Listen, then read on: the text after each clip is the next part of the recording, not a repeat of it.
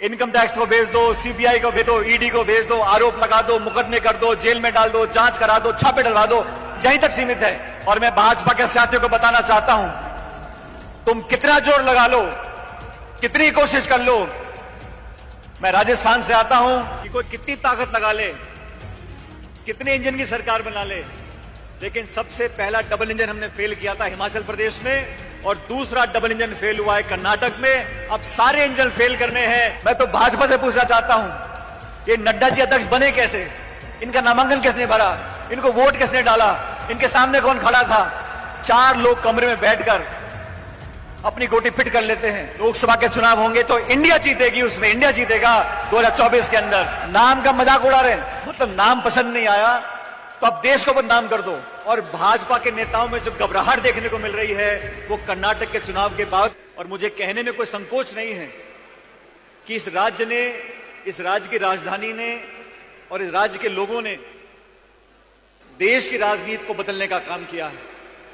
आज जो हमारे विपक्षी दलों की एकजुटता हमें देखने को मिल रही है, कांग्रेस के कार्यकर्ताओं में जो ऊर्जा देखने को मिल रही है और भाजपा के नेताओं में जो घबराहट देखने को मिल रही है, वो कर्नाटक के चुनाव के बाद देखने को मिली है। तो कर्नाटक के मतदाताओं को मैं इस मंच से बहुत बहुत धन्यवाद देना चाहता हूं कि आपने पूरे देश और पूरी दुनिया को यह संदेश दिया है कि कोई कितनी ताकत लगा ले, कितने इंजन की सरकार बना ले, लेकिन सबसे पहला डबल इंजन हमने फेल किया था हिमाचल प्रदेश में और दूसरा डबल इंजन फेल हुआ है कर्नाटक में। अब सारे इंजन फेल करने हैं, चाहे वो मध्य प्रदेश के हो, चाहे तेलंगाना के हो, और आप लोग देश के अलग अलग कोनों से आए हो।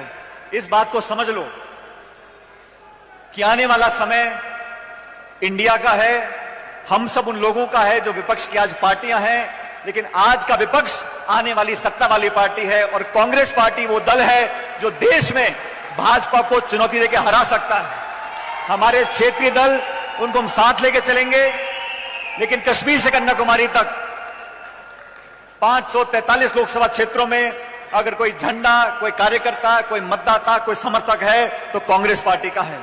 और आप लोगों के ऊपर बहुत बड़ी जिम्मेदारी है। आप अगर उस जज्बे को और बनाए रखोगे, अभी 4-5 महीने के बाद विधानसभा के चुनाव हैं और 10 महीने के बाद लोकसभा के चुनाव हैं। भारतीय जनता पार्टी की सरकार ने केंद्र में जो शासन दिया है 9 साल का, वो हम सबके सामने है। आप कितने भी विज्ञापन छपवा लो, कितने इश्तिहार दे लो, कितने अखबार में ऐड दे लो, लेकिन हकीकत छुपी नहीं है। हर मोर्चे पर सरकार फेल है, लेकिन जनता को इस बात का एहसास कराना हम लोगों की जिम्मेदारी है। हम लोग विरोध करते हैं, हम लोग वैचारिक विरोध करते हैं, नेताओं का विरोध करते हैं, नीतियों का विरोध करते हैं, लेकिन हमारी भाषा हमेशा मर्यादा में रहती है। हम विरोध भी करते हैं तो उन शब्दों का प्रयोग करते हैं जो एक मंच से हम लोग बोल सकते हैं। और केंद्र की सरकार के साथी किस भाषा का प्रयोग करते हैं? आज जो मणिपुर की घटना घटी, पूरे देश में आज लोग जवाब मांग रहे हैं, जवाब देने को कोई तैयार नहीं है। आज नौजवान परेशान है, समाज में आज आक्रोश पैदा हुआ है, महंगाई चरम सीमा पर है, लाखों लोग देश छोड़ के जा रहे हैं, लेकिन जवाब देने को तैयार कोई नहीं है। भाजपा के किसी साथी ने झूठे मुंह ये नहीं बोला कि महंगाई कम करने की कोशिश भी करेंगे। हर मोर्चे पर जो सरकार फेल हो उसको बेनकाब करने का काम युवक कांग्रेस का है, आप लोगों का है, हम लोगों का है। और मैं इस मन से बोलना चाहता हूं साथियों, अपनी बात को रखना, मुद्दों के लिए संघर्ष करना, नौजवानों की बात को रखना, ये आपका मेरा हम दोनों का धर्म है और कर्तव्य है। लेकिन जब सामने से चुनौती आती है, और मैं भाजपा के साथियों को बताना चाहता हूं, तुम कितना जोर लगा लो, कितनी कोशिश कर लो, मैं राजस्थान से आता हूं, लोग ना तो सरकार चला सकते हैं और ना विपक्ष का काम कर सकते हैं। मैंने तो उनको बोला, मैंने भाजपा के साथियों को बोला राजस्थान के अंदर, मैंने कहा यार तुम सरकार चला पाते नहीं हो, विपक्ष में तुम काम कुछ करते नहीं हो, ऐसे कैसे लोकतंत्र चलेगा? आप तो विरोधियों का गला घोटने का काम करते हो। इनकम टैक्स को भेज दो, सीबीआई को भेज दो, ईडी को भेज दो, आरोप लगा दो, मुकदमे कर दो, जेल में डाल दो, जांच करा दो, छापे डलवा दो, यहीं तक सीमित है। आपने कोई संघर्ष कभी किया नहीं। आप झूठ और फिर फैलाने में माहिर हो, समाज में लोगों को लड़काने का काम करते हो, भड़काने का काम करते हो। कभी किसी भाजपा के नेता ने आज तक जोड़ने का काम किया है? समाज को, जाति को, बिरादरी को, धर्म को, अलग अलग लोगों को जोड़ने का काम किया है। जहां जाते हैं पूरा काम बिगाड़ के आते हैं। फिर कांग्रेस के लोग जाएंगे, मामले को समझाएंगे, मर्रम लगाएंगे, भाईचारा पैदा करेंगे, एक दूसरे में प्यार की, मोहब्बत की बात करेंगे। ठीक वही बात जो राहुल जी बोलते हैं। कर्नाटक में जो आज परिणाम आए हैं, सचमुच जब भाजपा की सरकार थी तो रोज नई नई यहां पर ऐसे विवादित मुद्दों को लेकर राजनीति होती थी। उस तरह की राजनीति को खत्म करने का काम भारत जोड़ो यात्रा में राहुल जी ने किया कि हिंदू, मुसलमान, सिख, ईसाई, जाति, बिरादरी, इन सबको भूल जाओ। नौजवान की बात करो, उद्योग की बात करो, निवेश की बात करो, भविष्य की बात करो। इन मुद्दों को लेकर हमें जनता के बीच में जाना चाहिए। साथियों, आज खड़गे साहब हमारे राष्ट्रीय अध्यक्ष हैं, निर्वाचित अध्यक्ष हैं, कर्नाटक से आते हैं। 50 साल का उनका राजनीतिक जीवन है।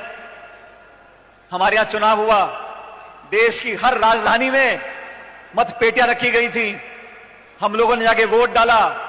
डॉक्टर थरूर खड़े हुए थे दूसरे उम्मीदवार, उनको कुछ वोट पड़े, भारी बहुमत से खड़गे साहब जीत गए और अखिल भारतीय कांग्रेस कमेटी का नया अध्यक्ष आदरणीय मल्लिकार्जुन खड़गे जी बन गए। मैं तो भाजपा से पूछना चाहता हूं, ये नड्डा जी अध्यक्ष बने कैसे? इनका नामांकन किसने भरा? इनको वोट किसने डाला? इनके सामने कौन खड़ा था? 4 लोग कमरे में बैठकर अपनी गोटी फिट कर लेते हैं और फिर कांग्रेस पे आरोप लगाते हैं। हमारे यहाँ चुनाव यूथ में हो रहा है, एनएसयूआई में हो रहा है और अखिल भारतीय कांग्रेस कमेटी में चुनाव हुआ है। ऐसा कौन सा दल है जहां पर निष्पक्ष और पारदर्शी तरीके से चुनाव होता है? कमियां निकालना बड़ा आसान है, लेकिन हम लोगों ने वो कर कर दिखाया। और ये प्रेरणा राहुल गांधी जी, सोनिया गांधी जी ने दी है। आज उनके नेतृत्व में कांग्रेस पार्टी दोबारा उस मुकाम पर पहुंचने जा रही है और ये मुकाम बहुत दूर नहीं है। साथियों, ये आने वाले विधानसभा चुनाव जीतेंगे, लोकसभा के चुनाव होंगे तो इंडिया जीतेगी, उसमें इंडिया जीतेगा 2024 के अंदर। नाम का मजाक उड़ा रहे हैं, मतलब नाम पसंद नहीं आया तो अब देश को बदनाम कर दो। कांग्रेस के लोगों से, विपक्ष के साथियों से इतनी नफरत, इतनी घृणा, ये शोभा नहीं देता। जो बड़ा आदमी होता है, बड़े पद पर बैठता है, उसका दिल बड़ा होना चाहिए। संवाद करो, चर्चा करो, मतभेद हो सकते हैं, कमियां हो सकती हैं, ये तो बात करने को तैयार नहीं है। इस प्रकार की राजनीति देश के लोकतंत्र के लिए शुभ संकेत नहीं है। ये संदेश हम लोगों को हिंदुस्तान के हर जिले में लेकर जाना है। आज युवा कांग्रेस की दुगनी जिम्मेदारी हो गई है, तो हमें सबको साथ लेकर चलना पड़ेगा। केंद्र सरकार की, भाजपा की जो नीतियां हैं, उसका खुलासा कर कर जनता के बीच में जाना पड़ेगा। जय हिंद। अरे भाई, कर्नाटक जीत कर आए हैं, 3 राज्य जीतने जा रहे हैं, अंतिम नारा जोर से देना है, जय हिंद। बहुत बहुत धन्यवाद।